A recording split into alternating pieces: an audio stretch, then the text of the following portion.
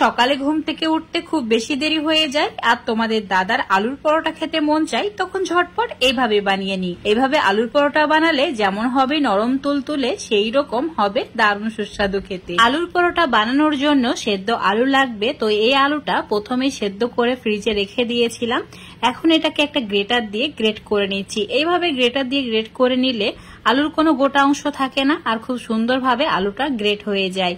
তো ঠিক এইভাবে গ্রেট করে নেওয়ার পর এর মধ্যে অ্যাড করে দিতে হবে এখন আটা। তো আটা দিয়েই পরোটাটা বানাবে, আটা দিয়ে পরোটাটা খেতে বেশি সুস্বাদু হয়। এখানে 1 কাপ আটা ভালো করে চেলে নিয়েছি। তারপর অ্যাড করে দিচ্ছি 2 চামচ মতো চিলি ফ্লেক্স। এখানে শুকনো লঙ্কাকে মিক্সারে দিয়ে চিলি ফ্লেক্স বানিয়ে নিয়েছি, সেটা অ্যাড করেছি। তারপর দিয়েছি ধনে পাতা কুচি, তার সঙ্গে 1/2 চামচ মতো জোয়ান। এইভাবে হাত দিয়ে ভালো করে ঘষে নিয়ে অ্যাড করবে। সেই সঙ্গে অ্যাড করে দিতে হবে সামান্য পরিমাণে কসুরি মেথি, না থাকলে না দিলেও হবে। এবার দিয়ে দিতে হবে অল্প পরিমাণে গোটা জিরে, আর দিয়ে দিতে হবে আদা রসুন বাটা, হলুদ গুঁড়ো, সামান্য পরিমাণে জিরের গুঁড়ো, আর দিয়ে দিতে হবে স্বাদ মতো নুন। আলুর পরোটা আরো বেশি সুস্বাদু করার জন্য এখানে দিয়ে দিতে হবে 3 থেকে 4 চামচ মতো বেসন, আর এখানে ছোলার ডালের বেসন নিয়েছি। এবার সমস্ত কিছু এইভাবে মিশিয়ে নিতে হবে, আর এই কাজটা একটু সময় নিয়ে করতে হবে যাতে সমস্ত কিছু ভালোভাবে মিশিয়ে যায়। এবার এর মধ্যে অ্যাড করে দিতে হবে জল। তো এখানে প্রথমে 1 কাপ নর্মাল জল অ্যাড করছি, তারপর মিশিয়ে নিচ্ছি।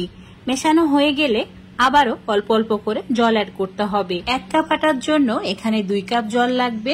তো অল্প অল্প করে জলটা অ্যাড করবে, না হলে আটার গোটা বেঁধে যাবে আর পরোটাগুলো একদমই ভালো হবে না। তো এইভাবে অল্প অল্প করে জল দিয়ে মিশ্রণটা রেডি করে নিতে হবে। 2 কাপ জল অ্যাড করে মিশ্রণটা ঠিক এইরকম দেখতে হয়েছে। এবার এর মধ্যে দিয়ে দিতে হবে 3 চামচ মতো তেল।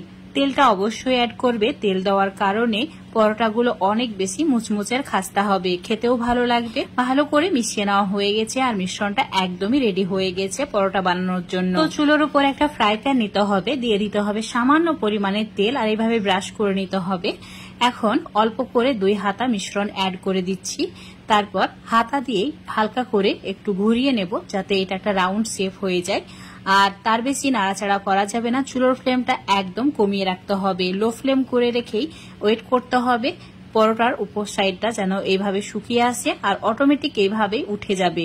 তো উল্টে দিয়ে অপর সাইডটা 1-2 মিনিট একটু সেঁকে নিতে হবে মিডিয়াম আছে, তারপর আবারও উল্টে দিয়ে অপর সাইডটা সেঁকে নিতে হবে। এইভাবে উল্টে পাল্টে 2-3 মিনিট সেঁকে নিলেই খুব সুন্দরভাবে পরোটাগুলো রেডি হয়ে যাবে। অল্প করে এখানে তেল, বাটার, ঘি যেটা ইচ্ছা সেটা ব্রাশ করে নিতে পারো। এতে পরোটাগুলো দেখতে ভালো লাগবে আর খেতেও ভালো লাগবে। যদি তোমাদের পরোটার মধ্যে তেল বা ঘি দিতে পছন্দ না করো তাহলে না দিলেও হবে। এইভাবে উল্টে পাল্টে সবগুলোকে হালকা লালচে করে ভেজে নিচ্ছি। এই পরোটাগুলো একটু চেপে চেপে ভাজলে খুব সুন্দরভাবে ফুলে ওঠে। এতটা নরম পাতলা হয় যে এগুলো ফোলাতে একটু কষ্ট হবে, কিন্তু এগুলো ফুলে যাবে। তো একটু টাইম নিয়ে ভেজে নিতে হবে। দেখতেই পাচ্ছ খুব সুন্দরভাবে ভাজা হয়ে গেছে, আর বাকিগুলো একইভাবে ভেজে নেব।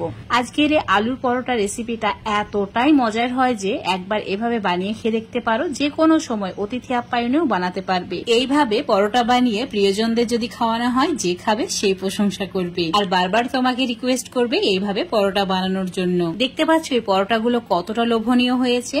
দেখতে যেমন সুন্দর, খেতেও সেই রকম দারুণ সুস্বাদু। কোনো তরকারির প্রয়োজন হবে না, এতটাই মজার এই পরোটাগুলো খেতে। এমনি এমনি খেয়ে ফেলবে। নর্মাল আলুর পরোটার থেকে এই আলুর পরোটাগুলো অনেক বেশি সুস্বাদু হয় খেতে, আর বানানো খুবই সহজ। আজকের এই আলুর পরোটা রেসিপিটা যদি তোমাদের ভালো লেগে থাকে অবশ্যই লাইক, শেয়ার, কমেন্ট করে দেবে। ফেসবুক পেজ থেকে দেখলে পেজটাকে ফলো করে নেবে, ইউটিউব থেকে দেখলে চ্যানেলটাকে সাবস্ক্রাইব করে রাখবে আরো এরকম রেসিপিগুলো পাওয়ার জন্য।